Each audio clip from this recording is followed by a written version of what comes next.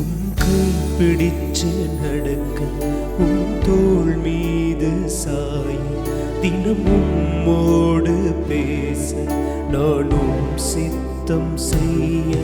என் வாழ்வெல்லாம் நீரே, என் வழியெல்லாம் நீரே, என் பலனெல்லாம் நீரே, எனக்கெல்லாமே நீரே. இயேசுவே என் நேசரே, என் வாலிபம் உமக்காகவே.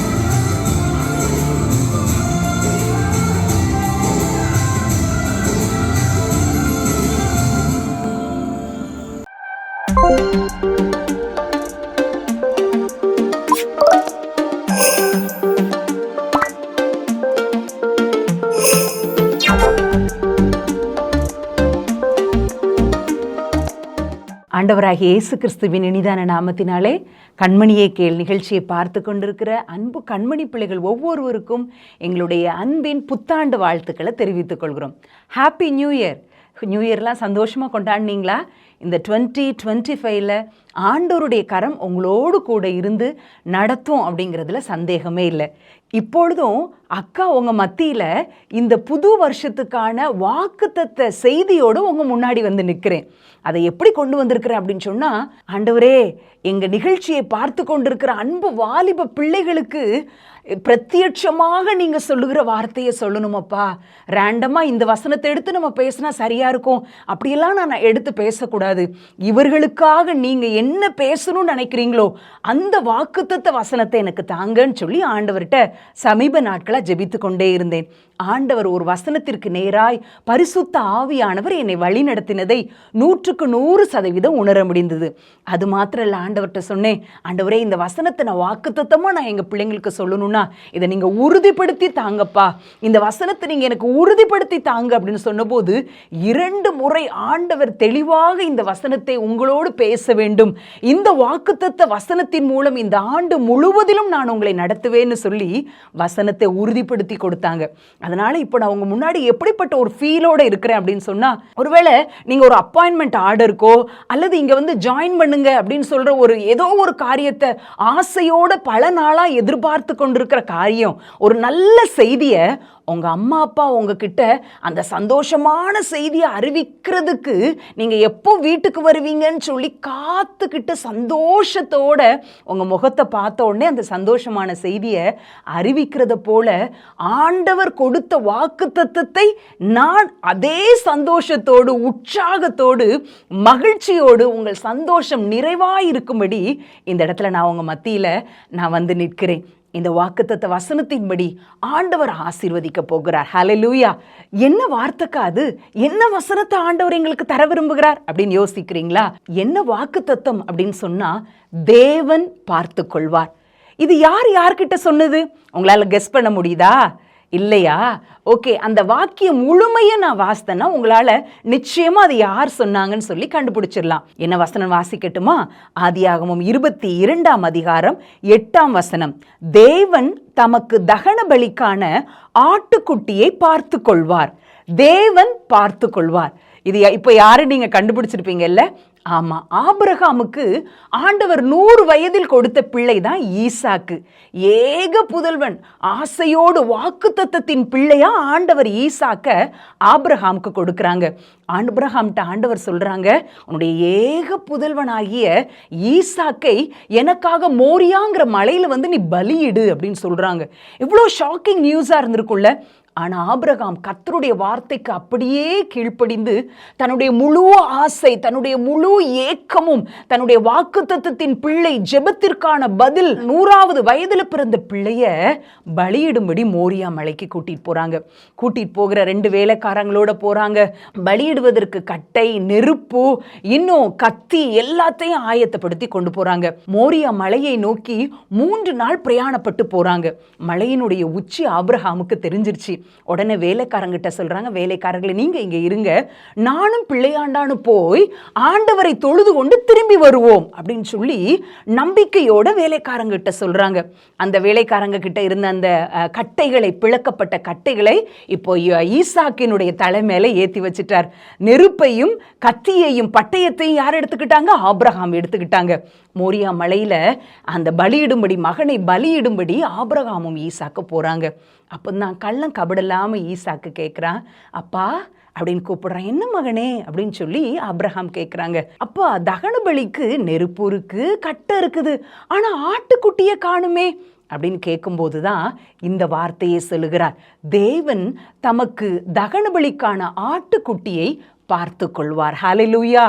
மகனே, ஆட்டுக்குட்டி தேவைதான், ஆனா அதை தேவன் பார்த்து கொள்வார் அப்படின்னு சொல்லி விசுவாசத்தோடு ஈசாக்கையும் கூட்டிக் கொண்டு மோரியா மலைக்கு செல்லுகிறார்.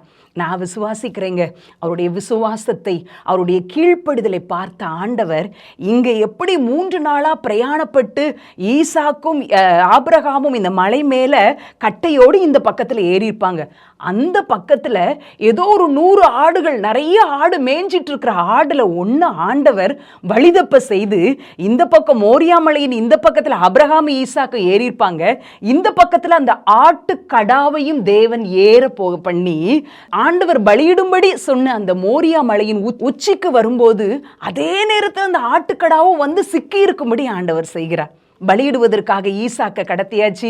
பட்டயத்தை ஓங்கி ஆபிரகாம் தூக்குகிறார்.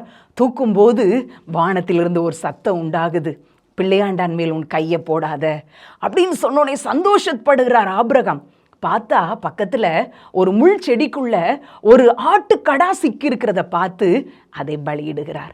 அன்பான தங்கச்சிமார்களே, ஆண்டவர் இன்னைக்கு சொல்லுகிற காரியம், அந்த ஆபிரகாமுக்காக ஈசாக்கை பலியிடாதபடிக்கு ஒரு ஆட்டுக்கடாவை ஆண்டவர் முன்னமே ஆயத்தப்படுத்தி, அந்த நிமிஷத்தில் அல்ல, முன்னமே ஆயத்தப்படுத்தி ஒரு ஆட்டுக்கடாவையும் அதே மோரியா மலையின் உச்சிக்கு அழைத்து வந்து ஏற்ற நேரத்திலே அதை பலியிடும்படி செய்த ஆண்டவர் உன்னுடைய வாழ்க்கையிலும் சகலத்தையும் பார்த்து கொள்வார். அந்த இடத்தில் வைத்துதான் ஆபிரகாம் சொல்லுகிறார், யெகோவா ஈரே, கர்த்தரின் பர்வதத்தில் பார்த்து கொள்ளப்படும் என்று சொல்லுகிறார். ஹல்லேலூயா. இன்றைக்கும் இந்த வார்த்தையை கேட்டுக்கொண்டிருக்கிற அன்பு தங்கச்சி, இந்த புதிய ஆண்டிலும் ஆண்டவர் உன் வாழ்க்கைக்கான எல்லா காரியத்தையும் பார்த்து கொள்வார். கர்த்தரின் பர்வதத்தில் உனக்கானவை எல்லாம் பார்த்து கொள்ளப்படும். உன் படிப்பின் காரியம், உன் குடும்பத்தின் தேவைகள், உன்னுடைய திருமண காரியம், உன் வேலை எல்லாம் இந்த ஆண்டு கர்த்தரின் பர்வதத்தில் பார்த்து கொள்ளப்படும். அது அந்த நொடியில் நடந்ததல்ல, முன்னமே தேவன் உனக்கு என்ன தேவை என்பதை ஆயத்தப்படுத்தி அந்த நேரத்தில் சரியாய் உன்னுடைய தேவைகளை நிவர்த்தியாக்கி எல்லாவற்றையும் நான் பார்த்து கொள்வேன் என்று சொல்ல போகிறார். விசுவாசிக்கிறவங்க ஒரு ஹல்லேலூயா சொல்லலாமா? ஹல்லேலூயா. இன்றைக்கு நம்ம 3 சம்பவத்தை நம்ம பார்க்க போகிறோம். கர்த்தர் எப்படியெல்லாம் பார்த்து கொள்வார், உன்னுடைய வாழ்க்கையில் அது எப்படியெல்லாம் நிஜமாகும் என்று சொல்லி ஒரு 3 சம்பவத்தை உன்னோடு நான் சொல்ல ஆசைப்படுகிறேன். இஸ்ரவேல் ஜனங்களை எகிப்தின் அடிமைத்தனத்திலிருந்து ஆண்டவர் கானானுக்குள் வழிநடத்தும்படி மோசேங்கிற தலைவனை தெரிந்து கொண்டு வனாந்தர மார்க்கமாய் அவர்களை நடத்தி கொண்டு வருகிறார். அப்படி நடத்தி கொண்டு வரும்பொழுது சூர் அப்படிங்கிற ஒரு வனாந்தரத்தில் வர்றாங்க. இதை குறித்து யாத்ராகமம் 15வது அதிகாரத்தில் நம்ம வாசிக்கலாம். அந்த சூர் வனாந்தரத்துக்கு வரும்போது 3 நாள் அந்த வனாந்தரத்தில் நடந்து கொண்டே இருக்கிறாங்க.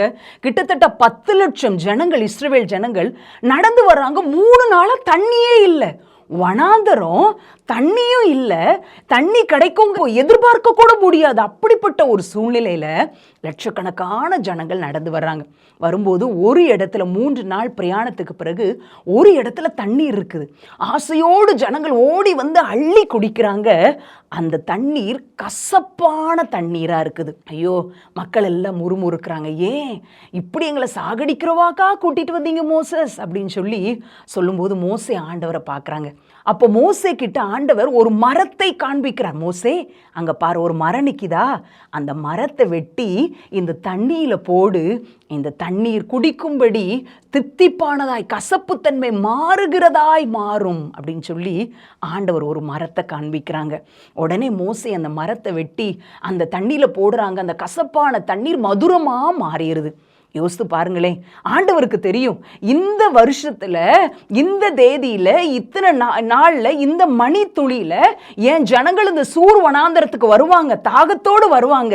அங்க இருக்கிற தண்ணீர் கசப்பா இருக்கும். கசப்பான தண்ணீரை மதுரமா மாற்றணும்னா எத்தனையோ ஆண்டுகளுக்கு முன்பதாகவே ஒரு மரத்தை அந்த இடத்துல ஆண்டவர் நட்டி இருக்கிறார்.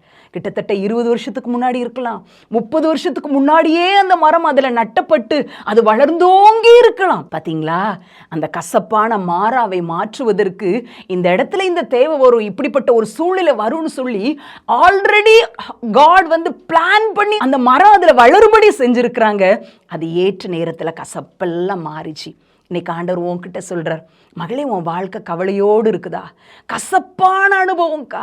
என் வாலிப வயது ஒரு கசப்பான ஒரு அனுபவத்துக்குள்ள நான் இருக்கிறேன். எப்படி ஒரு வனாந்தரத்துல ஜனங்கள் நடந்தாங்களோ அதே போலதான் என் வாழ்க்கை வாலிப வயது வனாந்தரமா இருக்குது. என் குடும்பத்தின் சூழ்நிலை அப்படிதான் இருக்கு. எங்க அம்மா அப்பாட்ட நான் எதிர்பார்க்கிற அன்பு கிடைக்கல. என் குடும்பத்துல அவ்வளோ பிரச்சனைகள், எங்க பெற்றோருக்குள்ளாகவே சண்டை, பிரிவினைகள், பிரிஞ்சு காணப்படுறாங்கக்கா. யாரு கூட நான் வாழன்னு தெரியல, யாரு கூட நான் சமாதானமா இருக்கேன்னு எனக்கு தெரியல. குடும்பத்துல கடன் பிரச்சனை, குடும்பத்துல பொருளாதார நெருக்கடி. எங்க வீட்டுக்கு வந்தா சந்தோஷமா இருக்கலான்னு பார்த்தா வீட்டுக்குள்ளேயும் கசந்த அனுபவம் தான்க்கா என் வீட்டுல இருக்குது. வாலிப வயது தான், என்னை சுற்றி இருக்கிறவங்கெல்லாம் சந்தோஷமா இருக்கிற மாதிரி எனக்கு தெரியுதுக்கா. ஆனா என் வாழ்க்கை கசப்பா இருக்குதுன்னு சொல்றீங்களா? கசப்பான அனுபவத்தினூடாய் நான் சென்று கொண்டு இருக்கிறேன் அப்படின்னு நீங்க சொல்றீங்களா?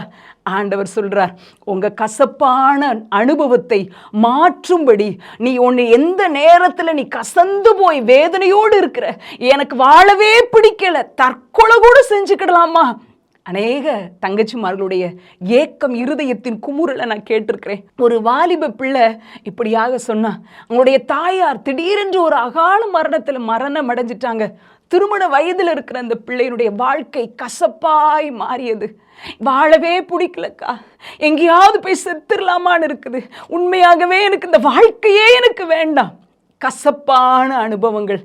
அதே சூழ்நிலையில் நீ இருக்கிறியா தங்கச்சி? எனக்கு வாழவே பிடிக்கலக்கா, எனக்கு வாழவே பிடிக்கல, ஏன் எனக்கு இப்படி ஒரு வாழ்க்கை அப்படின்னு சொல்லி யோசிச்சு செத்தா நல்லா இருக்கும், தற்கொலையாவது பண்ணிக்கலாமா அப்படின்னு சொல்லி நினைக்கிறீங்களா? உங்க கசந்த வாழ்வை மாற்றும்படி இயேசு கிறிஸ்து என்கிற மரம் ஆயத்தமாய் இருக்கிறது. உங்க வாழ்க்கையில் அவரை கொண்டு வந்தா போதும், உங்க வாழ்க்கையில் அவர் கலந்து விட்டா போதும், உங்கள் கசந்த மாறாவை ஆண்டவர் மதுரமாய் மாற்றுவார். எனக்கு ஒரு தங்கச்சியை நல்லா தெரியும். அவருடைய திருமணத்திற்காக அநேக நாட்கள் நாங்கள் ஜெபிச்சிருக்கிறோம். ஆனால் நடந்தது என்ன? ஒரு கசப்பான அனுபவம். அவள் வாழ்க்கை கசப்பான அனுபவம். அநேக நேரத்தில் கண்ணீரோடு ஃபோன் பண்ணுவா, அக்கா திருமணத்திற்கு முன்பதாக இருக்கிற வாழ்க்கை கசப்பா இருந்துச்சு, ஆண்டவர் ஒரு மதுரத்தை கட்டளையிடுவாருன்னு நினைச்சேனேக்கா, இப்பவும் என் வாழ்க்கை இவ்வளவு ஒரு கசப்புக்குள்ள போகுதே, வாழவே பிடிக்கல, வாழவே பிடிக்கல. இந்த வார்த்தையை எத்தனையோ முறை சொல்லி இருப்பாள். ஆனா ஆண்டவர் சொன்னது என்ன தெரியுமா? நீ கலங்காத, ஆண்டவர் கட்டாயம் உன் வாழ்க்கையை மாற்றுவார். ஆண்டவர் சித்தல்லாம உன் வாழ்க்கையில எதுவுமே நடந்திருக்காது, கட்டாயம் உன் வாழ்க்கை மாறும். எந்த மனுஷர் மாறணும்னு நினைக்கிறியோ, எந்த மனுஷனையும் பிரகாசிப்பிக்கிற மெய்யான ஒளி நம்ம கூட இருக்கிறார். மாற்றுவார் மாற்றுவார்னு சொல்லி நானும் சோர்ந்து போகாமல் விசுவாசத்தோடு அவளுக்கு விசுவாச வார்த்தைகளை சொன்னேன். நடந்தது என்ன தெரியுமா?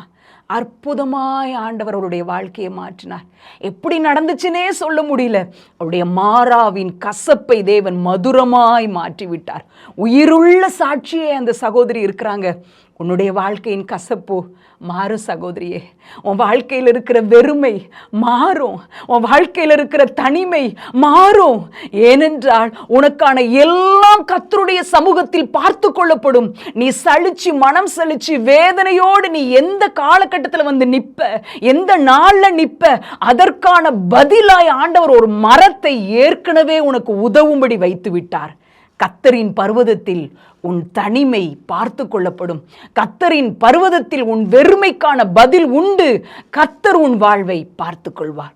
இரண்டாவதாக கர்த்தர் பார்த்து கொள்ளக்கூடிய இன்னொரு காரியம் என்ன? என்னாகமம் 11வது அதிகாரத்தில் இஸ்ரவேல் ஜனங்களை குறித்து போடப்பட்டிருக்குது. அவங்க வனாந்தர பயணத்தில் இருக்கிறாங்க. அவங்களுக்கு ஆண்டவர் வானத்து மன்னாவாகிய மன்னாவை கொடுக்குறாங்க. ஒவ்வொரு நாளும் அதை சாப்பிட்றாங்க. ஒரு நாள் சலிச்சு போய் சொல்கிறாங்க, இந்த மன்னாவை தவிர எங்களுக்கு வேற என்ன கிடைக்கும்? எகிப்தில் இருக்கும் போதெல்லாம் நாங்கள் எவ்வளோ நல்ல கறி இறைச்சியெல்லாம் சாப்பிட்டோமே அப்படின்னு சொன்ன உடனே ஆண்டவர் சொல்கிறாங்க, நாளைக்கு உங்களுக்கு என்ன செய்வேன்? கரியை கொடுப்பேன் அப்படின்னு சொல்லி சொல்றாங்க. அதே போல சமுத்திரத்தில் ஒரு காற்றை ஆண்டவர் வரவிடுகிறார். மறுநாள் இந்த பக்கம் போனாலும் அவ்வளோ கிலோமீட்டர் கணக்கில், இந்த பக்கமும் அவ்வளோ கிலோமீட்டர் கணக்கில் 2 அடி உயரத்துக்கு காடை வந்து குவிந்து கிடந்தது. யோசித்து பாருங்களேன். ஆண்டவருக்கு தெரியும், இந்த இடத்துல வரும்போது என் ஜனம் இறைச்சிக்காக அவங்க கேட்பாங்க, அவங்களுக்கு தேவையானதை நான் கொடுக்க வேண்டும் என்று சொல்லி ஆண்டவர் ஒரு நாளில் எங்கெங்கேயோ இருக்கிற பறவையை கொண்டு வந்தார். இல்லை, நம்ம வேடந்தாங்கல் பறவைகள் சரணாலயத்துக்கு போயிருக்கிறவங்களுக்கு தெரியும். அங்கே இருக்கிற அந்த பேர்ட்ஸை பற்றி போட்டிருக்கோம். இது ஆப்பிரிக்காலேருந்து வந்த பறவை, இத்தனை 1000 கிலோமீட்டர் தூரம் அது கடந்து இந்த இடத்துல இருக்குது அப்படின்னு சொல்லியிருப்பாங்க. பேட்ஸ் மைக்ரேஷன் சொல்லுவாங்களே, இடம் பெயர்ந்து வர்றது. ஒவ்வொரு பறவையும் அத்தனை ஆயிரக்கணக்கான கிலோமீட்டர் கடந்து வரும். ஒரே நாளில் எல்லா தேசங்கள்ல இருந்து ஆண்டவர் கொண்டு வந்தாரா? சமுத்திரத்தில் ஒரு காற்றை மழை வரப்பட்டு எல்லாம் குவியலாக குழிய வச்சுட்டார். அப்போ என் ஜனத்துக்கு இந்த நாள் கறி தேவைன்னு சொல்லி அவங்க முறையிடுவாங்க, முறுமுறுப்பாங்க. நான் அவங்க தேவையை நிவர்த்தி செய்யணும்னு சொல்லி எத்தனையோ மாதங்களுக்கு முன்பாகவே உலகமெங்கும் ஆங்காங்கே இருக்கிற காடைகளையெல்லாம் அந்த சமுத்திர பக்கமாய் டிராவல் பண்ண வச்சு அவங்க கேட்ட மறுநாளுக்குள்ள எல்லா பறவைகளும் சமுத்திர மார்க்கமா வந்துருச்சு. ஒரு காற்றை சமுத்திரத்துல கட்டளையிடுகிறார், அவைகள் எல்லாம் வந்து குவிஞ்சிருச்சு. அன்பான தங்கச்சி, உன் வாழ்க்கையில் தேவை இருக்கலாம், பெரிய தேவை இருக்கலாம். இந்த தேவை அன்னைக்கு சந்திக்கப்படுமா, என்னைக்கு சந்திக்கப்படும் நீ கவலைப்படாத. கர்த்தரின் பர்வதத்தில் அது பார்த்து கொள்ளப்படும். அது அன்னைக்கான ஒரு ரிசல்ட் கிடையாது, ஏற்கனவே அவர் ஆயத்தப்படுத்தி வைத்து விட்டார். எப்படி பறவைகளெல்லாம் கிலோமீட்டர் கணக்காக மாத கணக்காக பறக்க வைத்து ஆண்டவர் அந்த ஒரே நாளில் காடைகளை கொடுத்தாரோ, அதே போல உனக்கு இந்த நாளில் இந்த தேவை இருக்கும், இந்த நாளில் இந்த நெருக்கடி வரும், இதுக்கு உனக்கு தேவை என்பதை அறிந்து ஏற்கனவே அவர் காரியத்தை ஆயத்தப்படுத்தி வைத்து விட்டார். கர்த்தரின் பர்வதத்தில் உன் தேவைகள் பார்த்து கொள்ளப்படும். ஃபர்ஸ்ட் செமஸ்டருக்கு காசு கட்டிட்டேங்க்கா, அடுத்தெல்லாம் இவ்வளோ பெரிய பெரிய அமௌண்ட்டை கட்ட வேண்டியது இருக்குதே. நான் என் குடும்பத்தின் சூழ்நிலைக்கு ஏத்தாப்பதான் ஒரு கோர்ஸை நான் செலக்ட் பண்ணி படித்தேன். ஆனால் ஒவ்வொரு செமஸ்டருக்கும் இவ்வளோ ஃபீஸ் கட்டணுமா, ஒவ்வொரு செமஸ்டருக்கும் இவ்வளோ ஹாஸ்டல் ஃபீஸ் கட்டணுமா, பெரிய மழை போல இருக்குதக்கா. எங்கள் அப்பா ஃபஸ்ட்டு செமஸ்டர் கட்டுறதுக்கே இவ்வளோ தள்ளாடி ரொம்ப டைட்டாக அம்மா வச்சிருக்கிற கம்மலை அதை இதை ஈடு வச்சு தான் கட்டியிருக்கிறாங்க. இன்னும் நான் எல்லா வருஷத்தையும் நான் எப்படி படிச்சு முடிக்க போறேன் அப்படின்னு சொல்லி நீ கவலைப்படுறியா? தங்கச்சி, கவலைப்படாத. உன் தேவை கர்த்தரின் பர்வதத்தில் பார்த்து கொள்ளப்படும். என்னைக்கு நீ ஃபீஸ் கட்டணும், என்னைக்கு உனக்கு தேவை, அதை எல்லாவற்றையும் அன்றைய நாளில் அல்ல, ஏற்கனவே உனக்காக தேவன் ஆயத்தப்படுத்தி வைத்து விட்டார். உன்னுடைய விசுவாசத்தை இன்னும் ஆண்டவருக்கு நேராய் திருப்பி விடும்படி ஒரு சம்பவத்தை நான் சொல்லுகிறேன். ஒரு மிஷினரி ஃபேமிலி இப்படி தன்னுடைய சாட்சியை கடந்த நாட்களில் பகிர்ந்து கொண்டாங்க. தமிழ்நாட்டிலிருந்து நார்த் இந்தியாவுக்கு ஒரு கணவன் மனைவியா ஊழியம் செய்ய போறாங்க. ஊழியம் செய்ய போன கொஞ்சம் சில மாதங்கள்லேயே ஒரு நாள் திடீரென்று ஊழியம் செய்து கொண்டிருக்கிற ஊழியத்தின் பாதையிலே மனைவி திடீர்னு மயங்கி விழுந்துடுறாங்க. திடீர்னு ஒரு அவசர தேவை, அவர் கையில் அவ்வளோ பணங்கள்லாம் கிடையாது. ஹாஸ்பிட்டலில் கொண்டு சேர்க்குறாங்க. 2 நாள் அவங்களுக்கு ட்ரீட்மெண்ட் கொடுத்து ஒரு வழியா அவங்க டிஸ்சார்ஜ் பண்ற சூழ்நிலைக்கு 3ஆம் நாள் வந்துடுறாங்க. உடனே அங்க இருக்கிற நர்ஸ் வந்து சொல்றாங்க, இன்னைக்கு உங்க ஒய்ஃபை டிஸ்சார்ஜ் பண்ணணும், இந்தாங்க பில்லு, இவ்வளோ பில்லு அங்க கவுண்டர்ல கட்டிட்டு நீங்க போகணும், டிஸ்சார்ஜ் பண்ணணும் அப்படின்னு சொல்லி தடவை சொல்லிட்டு போறாங்க. கொஞ்ச நேரம் கழிச்சு அவங்க ரூமை கிராஸ் பண்ணும்போது அந்த அண்ணன் அங்கேயே நிக்கிறாங்க. ஏன்னா அவங்க கையில பில்லு கட்டுறதுக்கான தொகை இல்லை. ஐயோ, நான் எப்படி கட்டுவேன், இது நார்த் இந்தியா, தெரியாத இடம், யாருக்கிட்ட போய் காசு கேட்பேன், இப்படி இவ்வளோ பெரிய தேவை வரும்னு நான் நினைக்கவே இல்லையே அப்படின்னு சொல்லி கலங்கி போய் நிற்கிறாங்க. 2வது தடவையும் அந்த சீஃப் நர்ஸ் வந்து பார்க்கும்போது, ஏயா அப்பவே சொல்லிட்டல, உங்களை டிஸ்சார்ஜ் பண்ணணுமா வேண்டாமா, பில்லை கட்டிட்டு வந்து காட்டுங்க அப்படின்னு சொல்றாங்க. அப்பயும் அவருக்கு ஒண்ணுமே சொல்ல முடியல. 3வது தடவை அவங்க வர்றதுக்கு முன்னாடி கோவத்தோடு விறுவிறுன்னு வர்றாங்களே அப்படின்னு சொல்லி கவுண்டர் கிட்ட போற மாதிரி அந்த மிஷினரி அண்ணே கவுண்டர் கிட்ட போறாங்க. போனா அந்த கவுண்டர்ல இருக்கிற ஒரு ஐயா, நார்த் இந்தியாவில் ஏதோ ஒரு பார்க்க வாயில சவச்சுக்கிட்டே அந்த கவுண்டர்ல இருந்த பிரதர் சொன்னாராம், உங்களுக்கு ஒருத்தர் வந்தாரு, அவர் வந்து கட்டிட்டாரு, மிச்சம் இருக்கிற காசை உங்ககிட்ட கொடுக்கணும்னு சொல்லிட்டாருன்னு சொல்லி அந்த பில்லில் பெய்டு அப்படிங்கிற ஒரு சீலை குத்தி மீதம் இருக்கிற நூற்றுக்கணக்கான ரூபாயை கையில கொடுத்தாங்களாம். யார் அவரு எங்க அப்படின்னு சொல்லி வெளியெல்லாம் போய் பார்த்தா யாரையும் அந்த வளர்ந்த மனிதர் யாரையுமே பார்க்கலையாம். அப்பதான் புரிந்து கொண்டாங்களாம், அது ஆண்டவராகிய இயேசு கிறிஸ்து எனக்காக வந்து கட்டியிருக்கிறார், என் மனைவிக்காக, என் குடும்பத்துக்காக கட்டியிருக்கிறார். ஏன்னா இங்க எங்களுக்கு தெரிந்த நபர் யாருமே இல்லையே, யார் எங்களுக்காக கட்டுவாங்க, அப்படியே கட்டினாலும் வந்து என்கிட்ட உங்களுக்கு பணம் கெட்டுட்டேன்னு சொல்லியிருப்பாங்களே, ஹைட்டான பர்சனாலிட்டி உள்ள ஒருத்தர் வந்து கட்டியிருக்கிறாரேன்னு சொல்லி அவர் ஆச்சரியத்தோடு ஆண்டவருடைய அற்புத வல்லமையை, அவருடைய தொடுதலை உணர்ந்து சந்தோஷத்தோடு போனாங்களாம். 13 வருஷம் அடுத்து நார்த் இந்தியாவில் ஊழியம் செஞ்சாங்களாம். எங்கே போனாலும் அந்த நினைவு அவருடைய உள்ளத்தில் வரும்போது அந்த வளர்த்தியான மனிதர் யாராக இருக்கும் அப்படின்னு சொல்லி யாரையாவது ஹைட்டாக பார்த்துட்டா யோசிப்பாங்களாம். அப்போ ஆண்டவர் சொல்வார், மகனே அது நான் தான், உனக்காக கட்டுறது, உன் தேவையை சந்திக்க வந்தது நான் தான் என்று ஆண்டவர் உறுதிப்படுத்தினாராம். பாருங்களேன், கர்த்தரின் பர்வதத்தில் உங்கள் தேவைகள் பார்த்து கொள்ளப்படும். அன்பான தங்கச்சி, எனக்கு யார் இந்த காரியத்தை செய்வாங்க, இந்த நெருக்கடியான சூழ்நிலை, இந்த தேவை, என்னை காலேஜில் சேர்க்கறதுக்கு ஆள் இல்லை, என்னை வழி நடத்துறதுக்கு ஆள் இல்லை, எதுக்குமே எனக்கு யாரும் இல்லைன்னு நினைக்கிறியா? ஆண்டவர் இருக்கிறாருமா உனக்காக. உனக்காக கர்த்தரின் பர்வதத்தில் பார்த்து கொள்ளப்படும். உன் தேவைகள் பார்த்து கொள்ளப்படும். உன்னுடைய எல்லா நெருக்கடியையும் தேவன் பார்த்து கொள்வார். நீ செய்ய வேண்டியதெல்லாம் ஒண்ணுலாம்.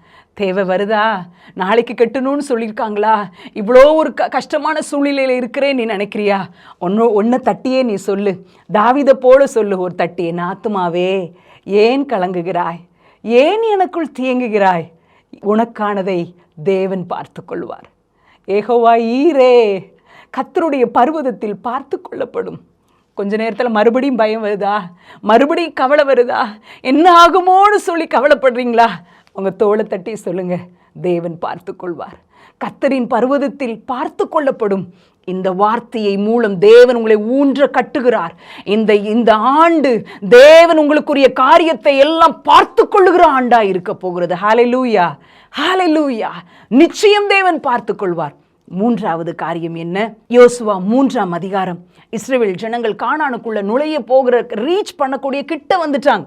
கிட்ட வரும்போது யோர்தான் அப்படிங்கிற ஒரு பெரிய கரைபுரண்டு ஓடுகிற ஒரு ஆறு இருக்குது. அதே மாதிரி தான் இஸ்ரவேல் ஜனங்கள் எகிப்திலிருந்து வரும்போது சிவந்த சமுத்திரம், செங்கடல் எதிரா இருக்குது. கடலும் இந்த யோர்தான் 2 இஸ்ரவேல் புத்திரருக்கு இடையில வெவ்வேறு காலகட்டங்கள்ல தடையாய் பெரிய மதிலா எப்படி அந்த பக்கம் போக அப்படிங்கிற மாதிரி ஒரு சூழ்நிலையில இருக்குது. இஸ்ரவேல் ஜனங்கள் எகிப்தின் அடிமைத்தனத்திலிருந்து வராங்க. எகிப்தின் ராஜா பின்னாடி துரத்தி கொண்டு வருகிறார். முன்னாடி பார்த்தா பெரிய செங்கடல் இருக்குது. பின்னாடி திரும்பி பார்த்தா பார்வோனின் படை, எகிப்தின் ராஜாவுடைய படை பின்னாடி வருது. ஐயோ, எங்க போக, இங்க போனா நம்மளை பிடிச்சுக்கிடுவாங்க, இல்ல நம்மளை அழிச்சிருவாங்க, இங்க போனா செங்கடல்ல விழுந்து சாக வேண்டியதானா. அப்படிப்பட்ட சூழ்நிலையில அவர்களுடைய கண்களுக்கு முன்பதாக தெரிந்ததெல்லாம் ஒரு சமுத்திரம், ஒரு பெரிய தடை, அவருடைய வாழ்க்கையை மூவ் பண்ண முடியாதபடி இருக்கிற தாமதம், அதுதான் அவங்க கண்களில் தெரிஞ்சிச்சு. ஆனா ஆண்டவர் அந்த சிவந்த சமுத்திரத்துக்கு கீழாக ஒரு ரோடே போட்டு வச்சிருந்தார்.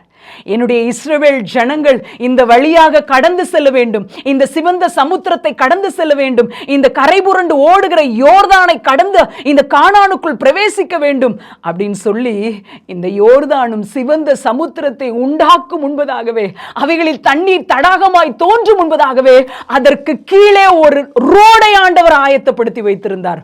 ஆல்ரெடி பிளான்ட், காட் பிளான் பண்ணி உங்களுக்கு ஒரு ரோட போட்டு வச்சுட்டு தான் எகிப்தின் ராஜா பின்னாடி சேனையோடு துரத்தி கொண்டு வருகிறார். அவங்க பார்த்தது சமுத்திரம், பெரிய தடை, எப்படி ஆகுமோங்கிற தடை. ஆனா அந்த தடை 2ஆக பிளக்கிறது.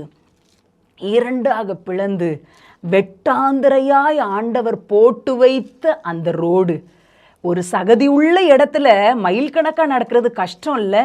செருப்பு சிக்கிக்கிடும். தண்ணி இருந்த இடம் எப்படி இருக்கும்? சேரு சகதியுமா இருக்கும். ஆனால் பைபிள் போட்டுக்கு வெட்டாந்தரையை போல ரோடு மாதிரி நடந்து போனாங்க. ஹல்லேலூயா. இன்னைக்கு உன் வாழ்க்கையை நீ யோசிக்கிறியா? என் வாழ்க்கையில் இவ்வளோ ஒரு தடை இருக்குதக்கா. என் திருமண வாழ்க்கையில் எங்கள் அப்பா அம்மா எவ்வளோ முயற்சிகளை எடுக்கிறாங்க, எனக்கு நல்ல படிப்பு இருக்கு, என் திருமணத்திற்கான எல்லா ஏதுக்களையும் எங்கள் அம்மா அப்பா செய்து வச்சுட்டாங்க. ஆனால் ஏனோ தடை, என்னுடைய வாழ்க்கையில் வயது கூடிக்கொண்டே போகிறது. தாமதம் மட்டும்தான் எனக்கு பதிலாக இருக்குது.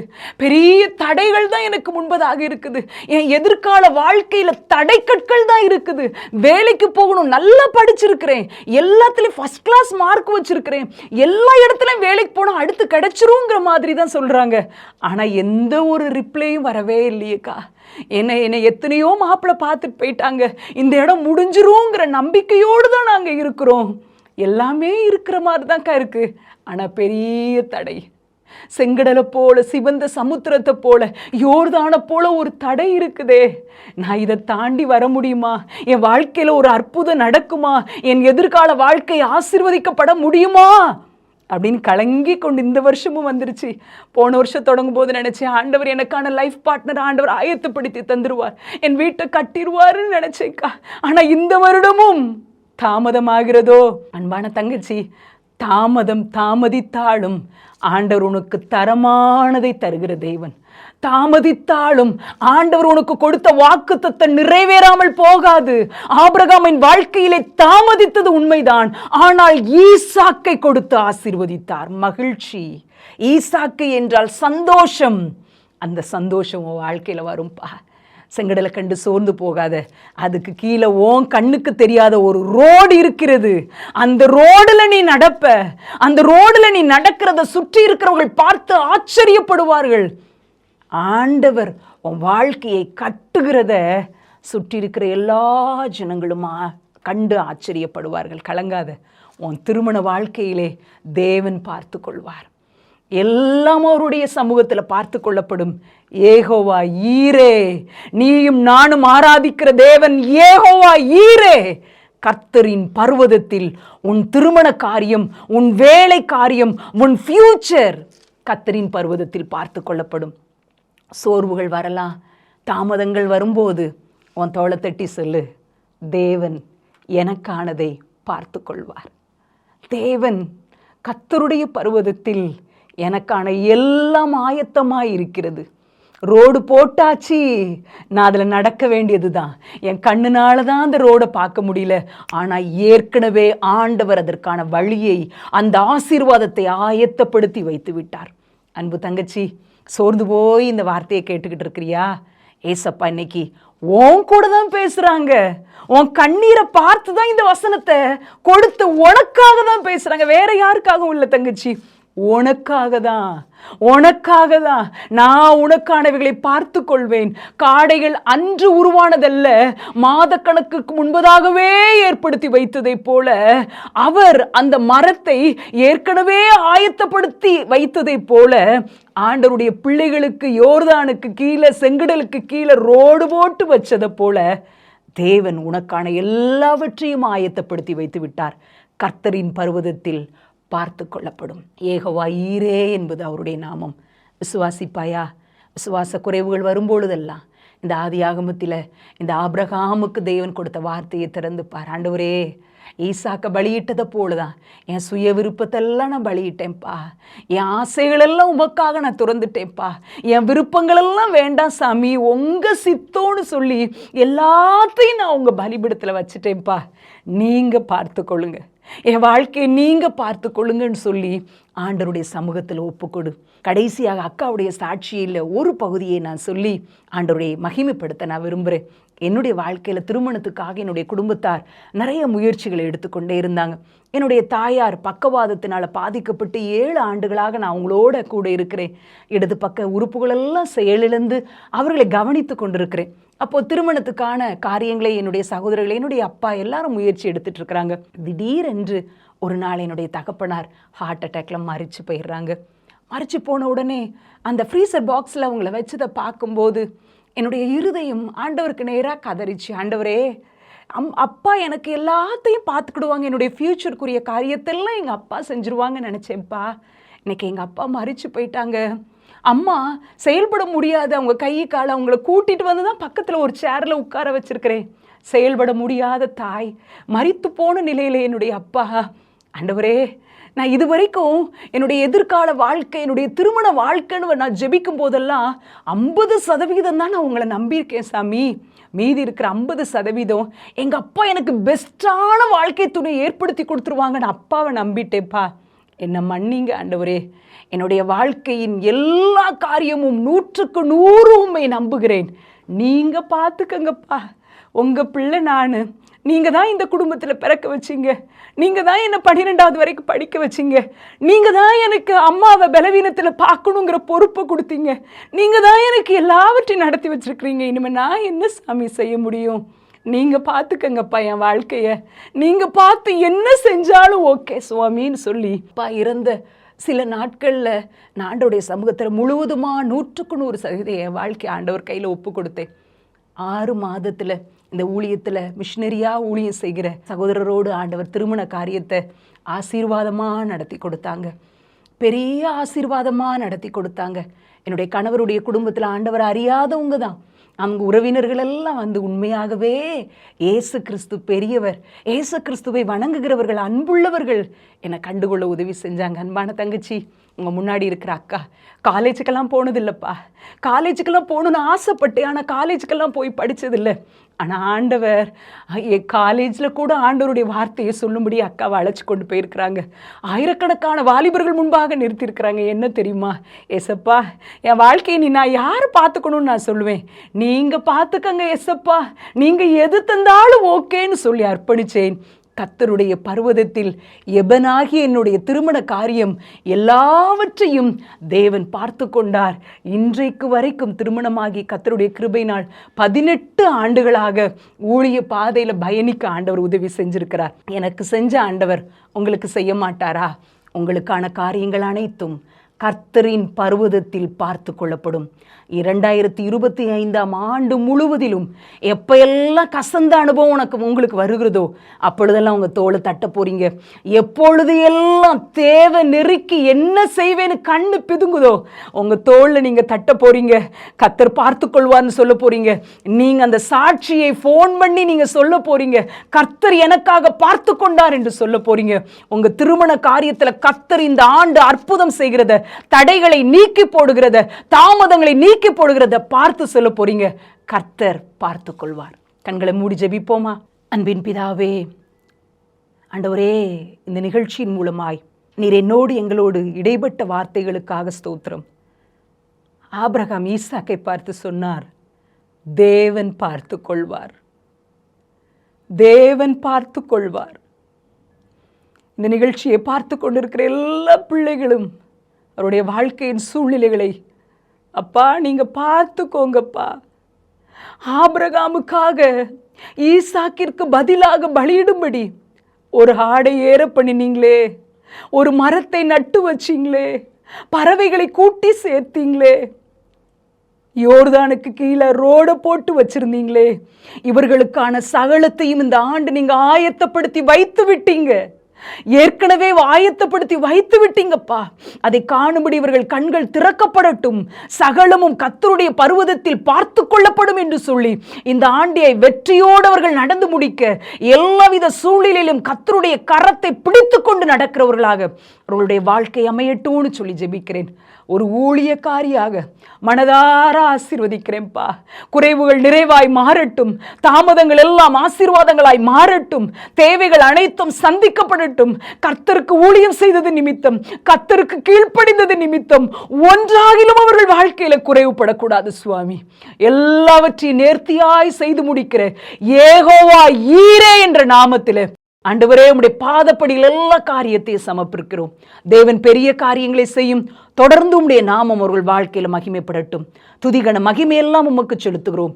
மீட்பர் இயேசுவின் மூலம் ஜெபிக்கிறேன் நல்ல பிதாவே. ஆமேன், ஆமேன்.